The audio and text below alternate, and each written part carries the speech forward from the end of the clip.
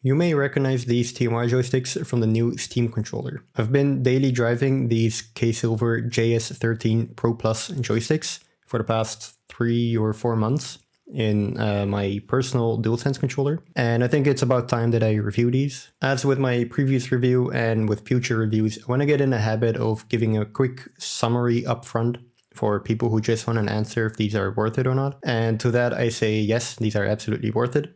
I think these are one of the best feeling joysticks that I've ever tested. And I'm also considering to offer these to my customers from now on as well, rather than my custom TMR joysticks or the Halpai joysticks. But I think these K-Silver joysticks are a very good competitor. The only reason why I may not immediately switch is because I still have a lot of inventory left over.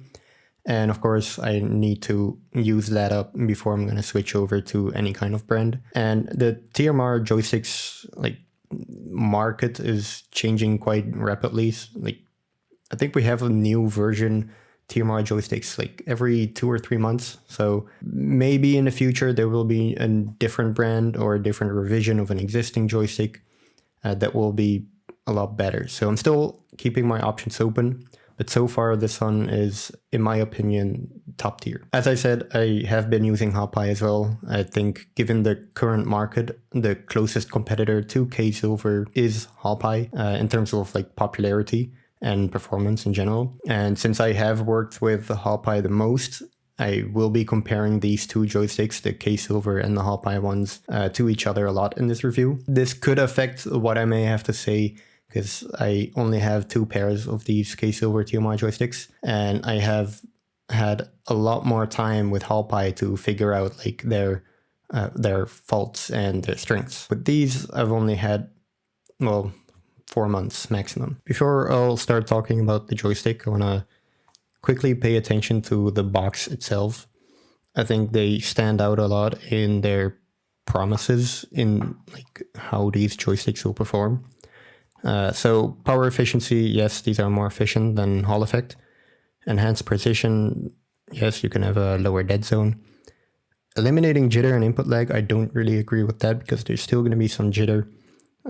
Input lag, it's very minimal. It's kind of like the regular potentiometer based. But to say eliminating input lag, I think that's a little bit reaching too much. And this is actually the part where I say they were actually being realistic. They say reduce drift. They're not claiming anything special like never have stick drift again or permanent fix to stick drift, anti-drift, or anything along those lines. And you sometimes do see that. I saw it from Extreme Raid, from their X-Halls. Gulikit says that in their some of their sponsored pieces or marketing. And that is just really fake advertising or false advertising, because these TMR joysticks, although the sensors of TMR and Hall effect joysticks, they don't have any wear and tear, just like these regular potentiometer-based joysticks would. I'll try to show it off, but it's a bit difficult. But if I rub a cotton swab, you're going to see this black goop. And let me zoom in. You're going to see some wear and tear on the black graphite. This causes stick drift in, I would say, 95% of the times, or it's just filthy potentiometers. But there are still other parts of the joysticks that can wear down, namely the mechanical parts. And to show you what I mean, I stripped down one of the original joysticks. If you remove this part, you're going to see a spring. And this spring is essentially what is responsible for the joystick to spring back to the center. And the more you do it, this spring will eventually bend and retract and expand quite a lot. And this will wear out the joystick. I can force it now a little bit, and I can reshape the spring. This will not have the same centering performance. It will not jump to the same center because it is worn. And yes, of course, now I kind of force it, but you will notice drift with this if you have too low dead zone. Now, why do I say this? Is this spring is also in the K-Silver. It's also in Halpai, it's in GuliKit, it's in every joystick that you can imagine. So that's why I'm saying magnetic joysticks, just like the original joysticks, they can still drift. Not necessarily the magnet or the sensor that we'll wear. Of course, the magnet does lose some of its strength over time, but it can take tens of years probably. But the spring I have seen wear quite frequently as well, namely on very old controllers. But that's not to say that these are permanent fixes to stick drift. No joystick is ever going to be permanent. So I like that they put in reduced drift for this reason. Okay, I gotta be honest, I only saw this now while I'm editing the video and looking up the prices again for these joysticks. I take back what I said. K-Silver is guilty. They say end stick drift for good, providing a permanent solution. So this is exactly what I meant. Performance stability, I think this is more of a failure word because it's kind of the same as enhanced precision. It doesn't really mean the same thing. And then you have durability and reliability. I do like it when my joysticks are reliable. So starting off with something simple and often overlooked in joysticks, it's the L3 and R3 buttons. Comparing to other brand joysticks that I've tested, namely the original Alps, GuliKit Halpai, which again, they come from the same Halpai factory, Jinful, Favor Union, and now K-Silver as well. The buttons in the K-Silver joysticks are, in my opinion, the best ones. They have a very clicky, snappy feel. Comparing to Halpai, or GuliKit Halpai, some of them are very inconsistent. So some of them have like a very mushy click. So it's a bit of RNG whether you will get a good button or a very mushy button from Halpai. That's also why when I make my custom joysticks, I always replace the button for the original Alps. I think they're a lot better than Halpai. But with K-Silver, I personally could not tell a difference between the 4 joysticks that I had, the 2 pairs. They both just felt tactile. They had a clicky sound, much better than the Halpai ones. So here's a quick sound test with these joysticks.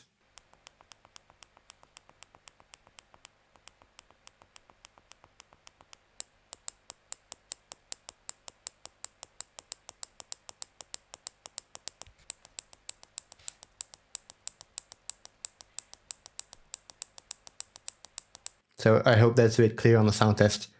What I mean with the Halpai, they sound a bit mushy. Alps is fine, they're good, nothing wrong with it. But K-Silver really has that, like, a lot more snappy,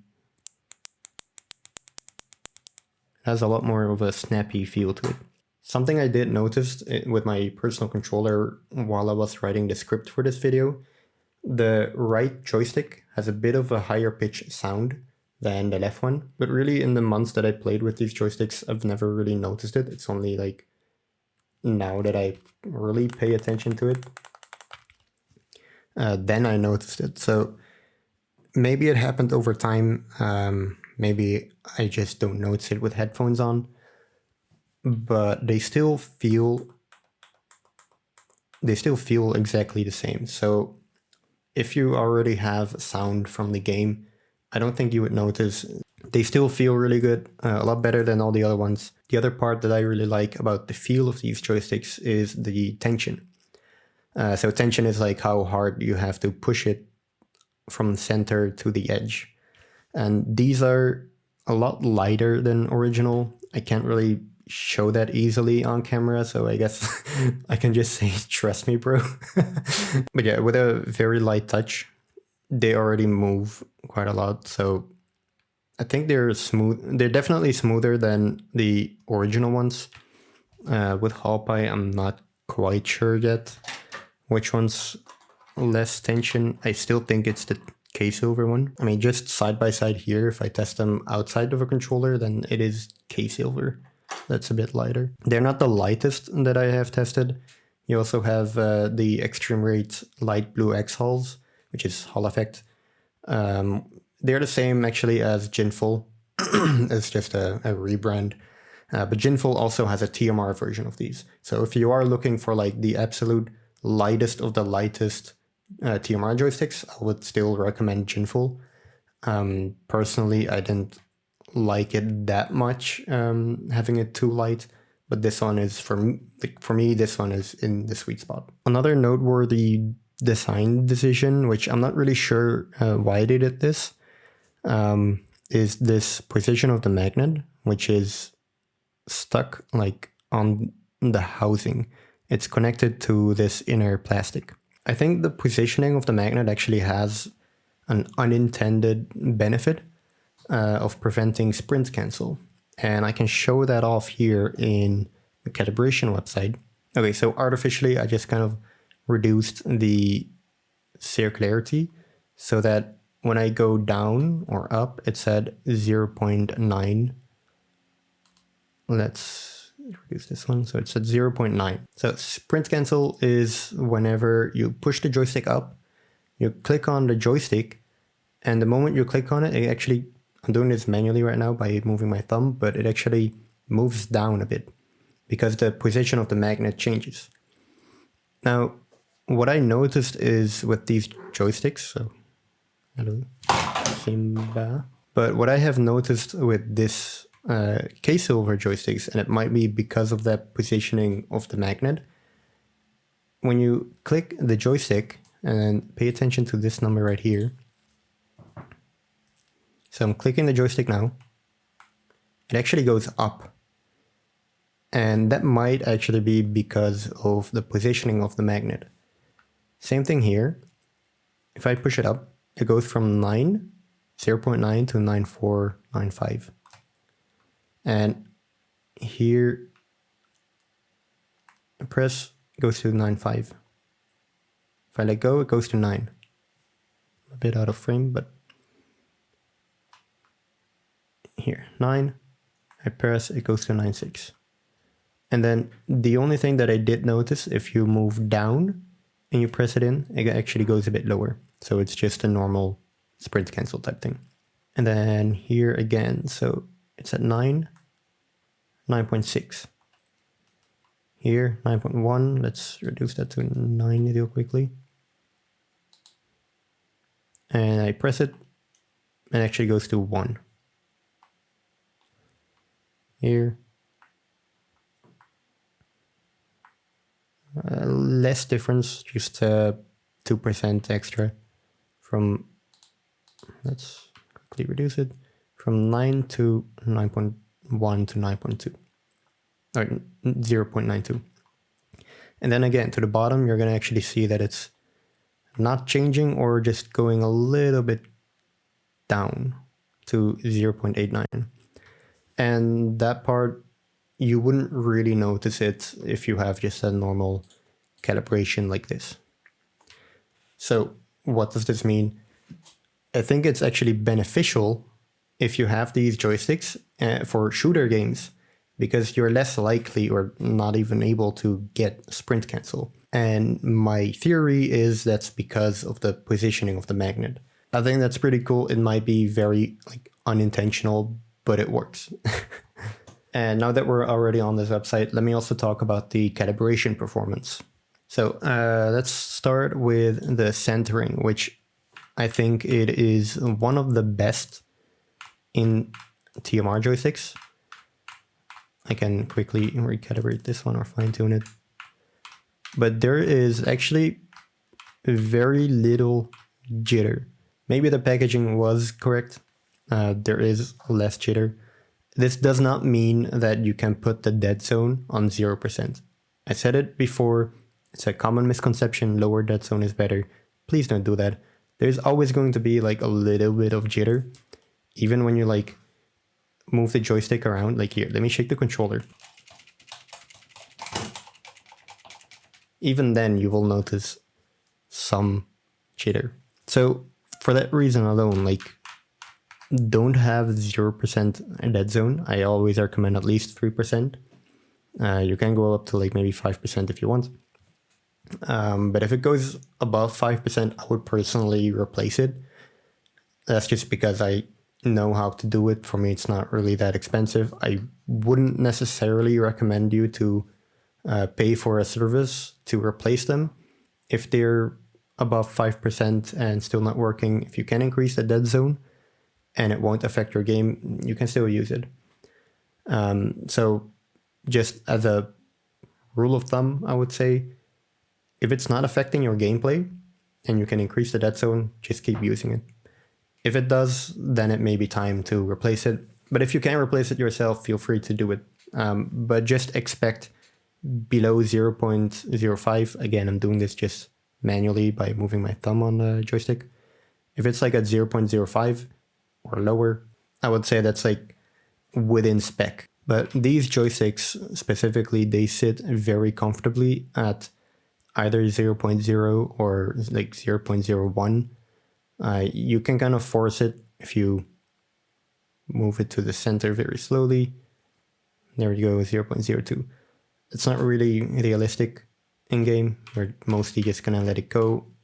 So these are very good centering performance. For the range calibration, I'm not looking as much to the percentage. That doesn't really matter. You can fine tune it to whatever you want. What I'm more interested in is the symmetry. And here you can see the symmetry is not perfect. It has more overshoot on the bottom right, and on the right joystick it has more overshoot on the left side. A little bit on the bottom right, but the right side has barely any overshoot. Now with fine tuning, you can easily make it better. Like what I have currently, I didn't save that calibration, but what I have currently is a decently fine-tuned joystick. It's not perfect, but really when it's not symmetrical, you can't have it that perfect. Okay, I'm just doing another calibration video quickly, because the second thing that I look at is the clockwise and counterclockwise rotations. This determines a lot whether you can fine-tune it to be better, because if it's good in one direction, but then you go, like for example, if it's good in clockwise direction, but then counterclockwise isn't good, you can't get it perfectly fine-tuned to be symmetrical. And I personally swapped those joysticks.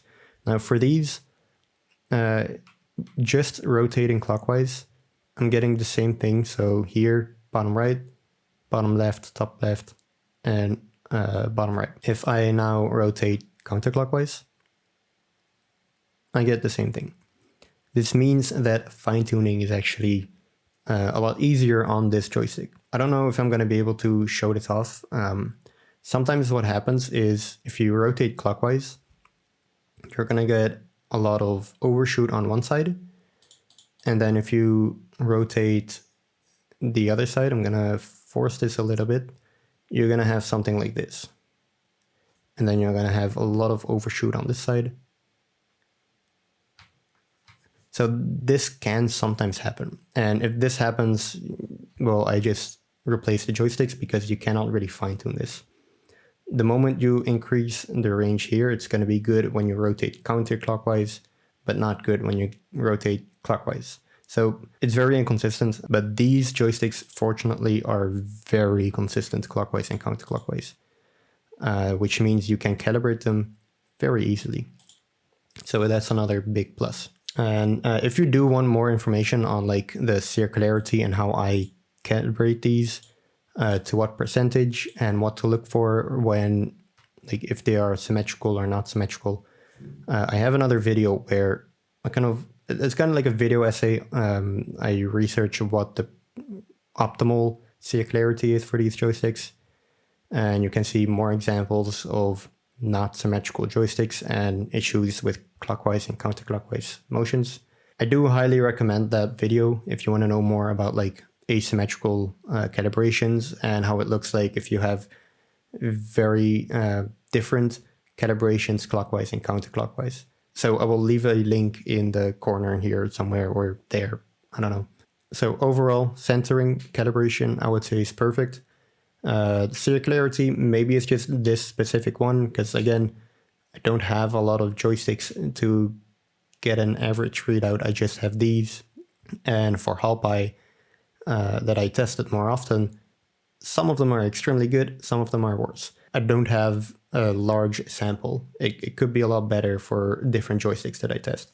And with some fine tuning, these joysticks are still really good. So I don't really mind that they're a little bit off.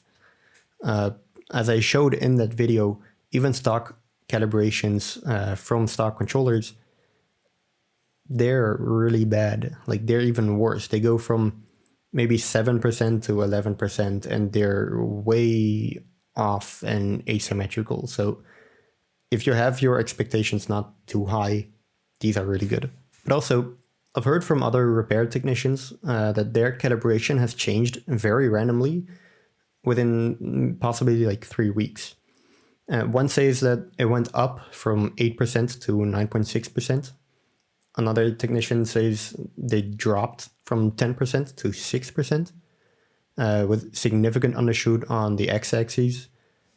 Personally, I couldn't repeat this issue. I already took apart my controller several times, and I don't think that my calibrations now are valid if I compare it again, because just disassembling the controller and assembling it back, it can affect the circularity. So personally, I couldn't repeat this issue. But these repair technicians, they are very reputable, they are very skilled, so I do trust what they're saying. I don't think I've come across other complaints or issues with these K-Silver joysticks, so maybe the ones from the repair technicians, maybe they just turned out to be like defective sensors.